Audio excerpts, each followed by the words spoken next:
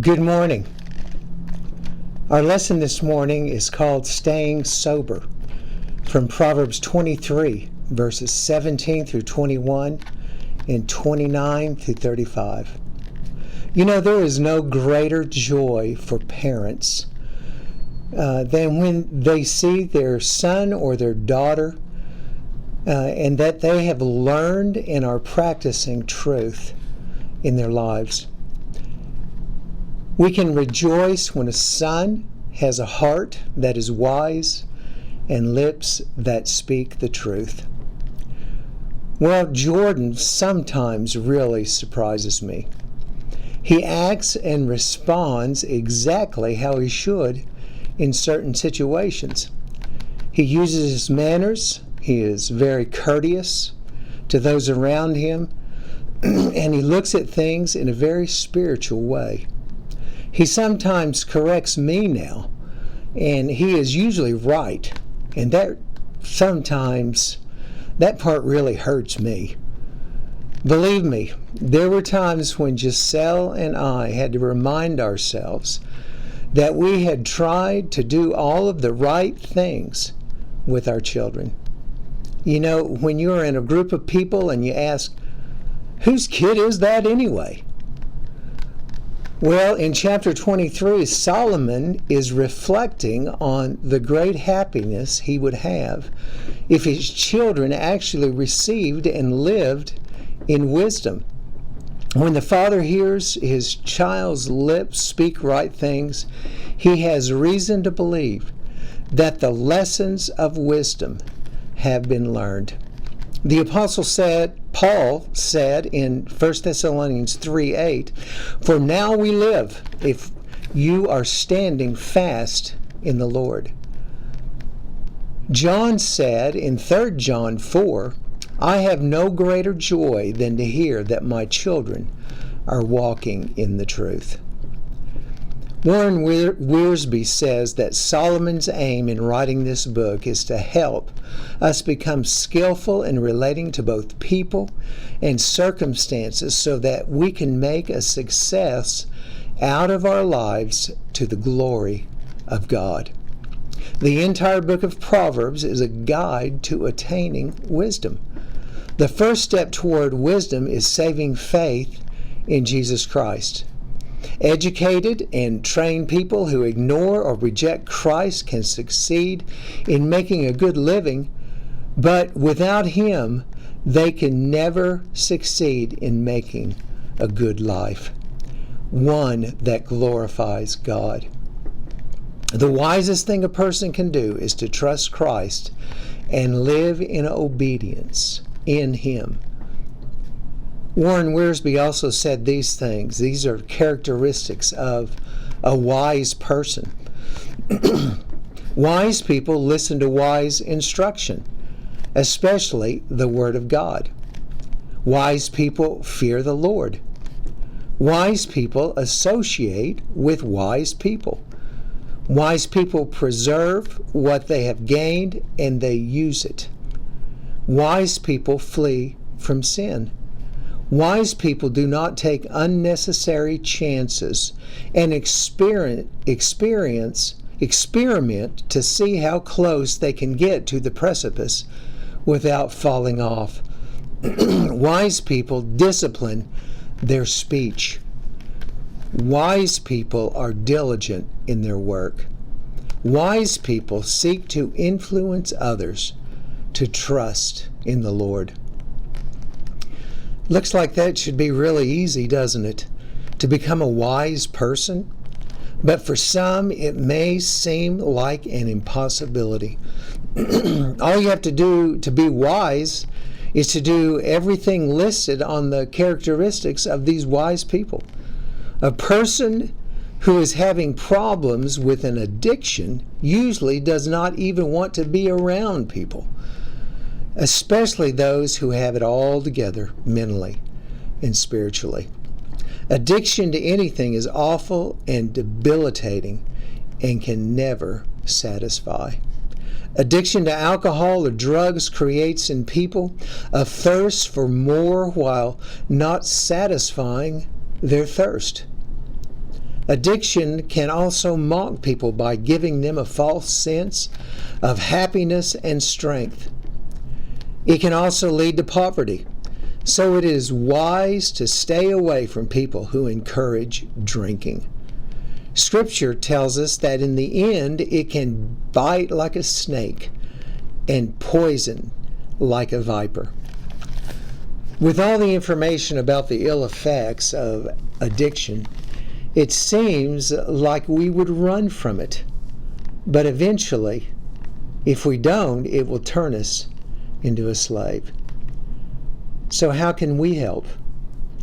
We can help by deadening them to their problems and pains, by not deadening them, but by encouraging them to trust the Lord and lean on His Word. We can stand up for the oppressed, but they also have to be in shape to stand up for themselves. Something addictions to alcohol or drugs will never supply. It will never, ever satisfy. The first section of the lesson, staying sober, is called The Promise, chapter 23, verses 17 and 18. Let not your heart envy sinners, but continue in the fear of the Lord all the day. Surely there is a future, and your hope will not be cut off. There is something better than envying in prosperity of the wicked. That is to live in constant fellowship in the Lord. Occupation with the wicked brings discouragement. Occupation with the Lord brings delight. So the lesson is to make communion with God the aim of your life. Also remember that there is a future day of reckoning for the wicked and a bright hope of reward for the righteous, which shall never be disappointed. The hereafter looks past death and resurrection to a glorious future in heaven. I spoke with one of our seniors the other morning that was having problems with her health. What had happened is that she had developed a chemical imbalance, and it was really a struggle for her to handle. Every blood test that the doctors had taken came back perfect. She was very healthy for the age that she is. The doctors were puzzled until they found this imbalance. She then had other problems, with taking the medicine that the doctor had prescribed her. The whole incident had become very unpleasant. Now, let me tell you that this lady has trusted the Lord and known the Lord for many years. She begged Him on her knees that she would not feel the way that she did. She was focused on the Lord, and that was exactly what she needed to do. Well, she finally made the decision to take the medication, and you know what? It worked. She was in such a funk and could not solve her problems by herself. So she trusted the doctor enough to do what he told her to do. She is on the good curve now and is doing much better. Isn't that just like human nature? We have problems and we try to fight them on our own. We have studied how God puts people in our lives to teach us and to help us from this book, Proverbs. She needed to do what her doctor said in the first place, but she was so ill, she felt like she was going to have to figure it out all on her own. Well, we don't need to do this.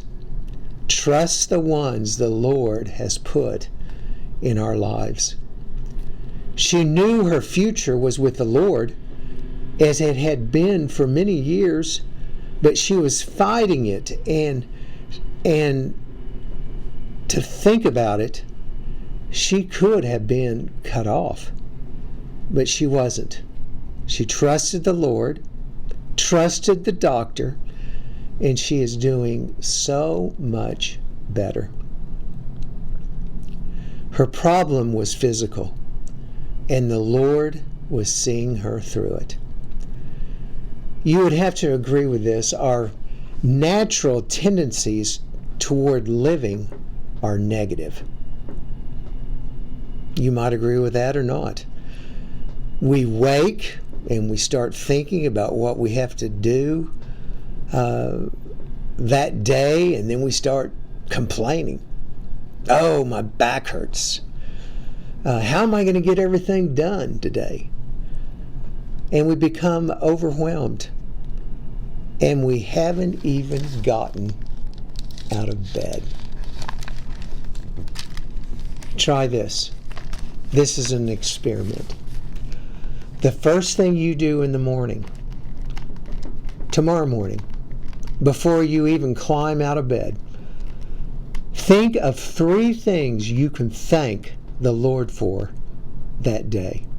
Be thankful to the Lord who has even allowed you to wake up. Be thankful for your family that He has given you.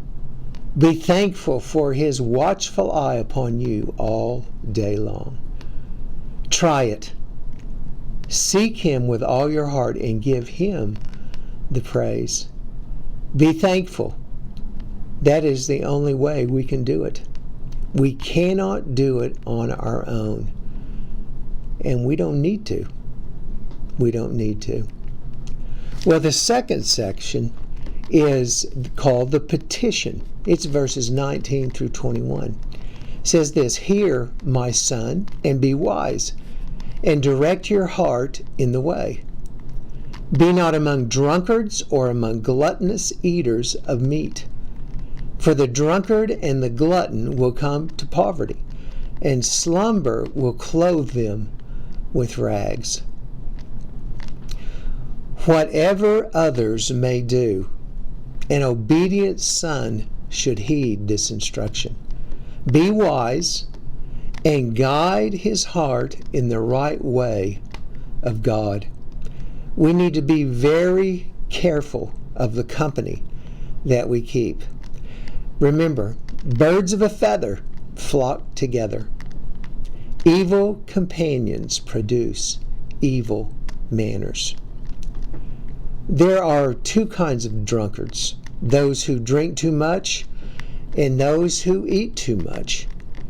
They both make bad company for anyone who wants a good life. Overindulgence, overconsumption, intemperance leads to excessive indulgences, especially in alcohol. Solomon is saying that the drunkard and the glutton will have a bad future. It will lead to poverty and rags, and the wise man or woman will not share it with them. Both lifestyles represent the epitome of a lack of discipline. The self-indulgent are reduced to destitution due to the drowsiness that accompanies addiction to wine and overeating. You could say their full stomachs empty their minds. The third section, it's called the portrait, verses 29 through 32. Who has woe? Who has sorrow? Who has strife? Who has complaining? Who has wounds without cause? Who has redness of eyes? Those who tarry long over wine, those who go to try mixed wine. Do not look at wine when it is red, when it sparkles in the cup and goes down smoothly. In the end, it bites like a serpent and stings like an adder. There is a misery in abusing alcohol or being addicted really to anything. Solomon is reminding us of the many ill effects of alcohol and intoxicating drugs.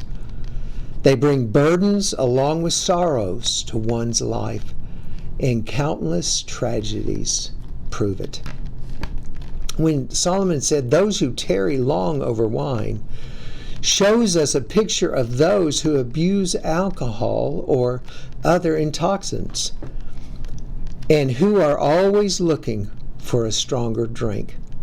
Wine can be pleasing on many levels, in how it looks, how it smells, how it tastes, and how it makes one feel. Now, myself, I think it tastes terrible. I'd prefer a Diet Coke any day. These pleasing aspects of intoxicants never justify their unrestrained or immoderate use. Eventually, the abuse of alcohol or drugs will bite and sting. Well, the last section is called the problem, verses 33 through 35.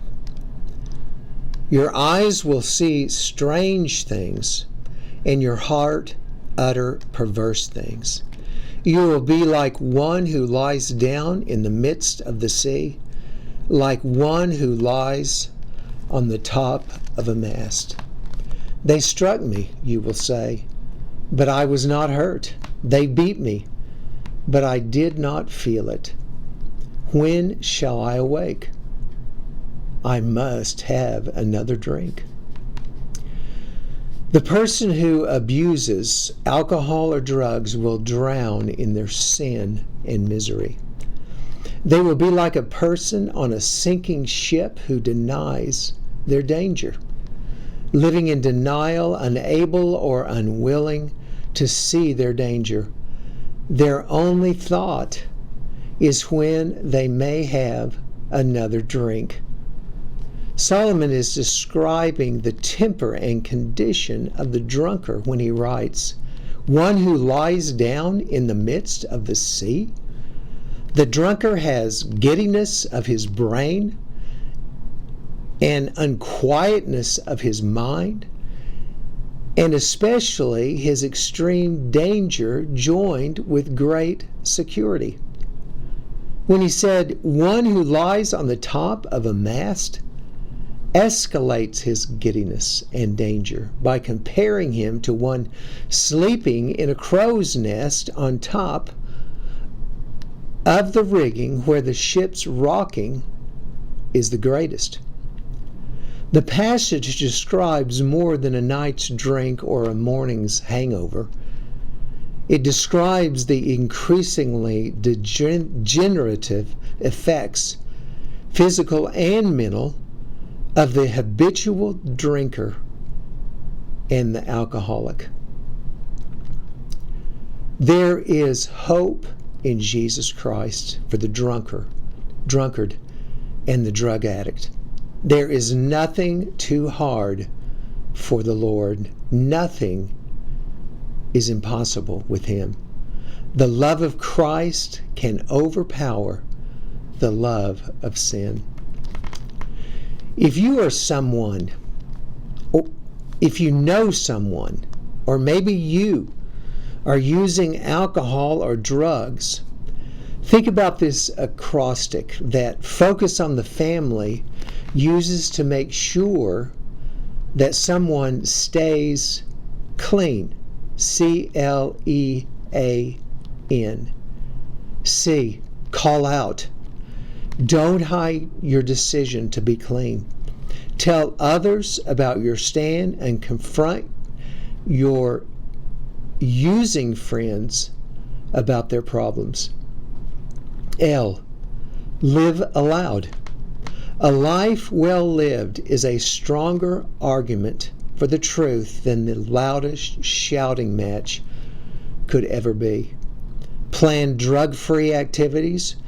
Put your God-given talents to use and have fun with them. Most of all, through your attitude, actions, and words, let others know that a drug-free life is more delightful than the greatest induced high. E.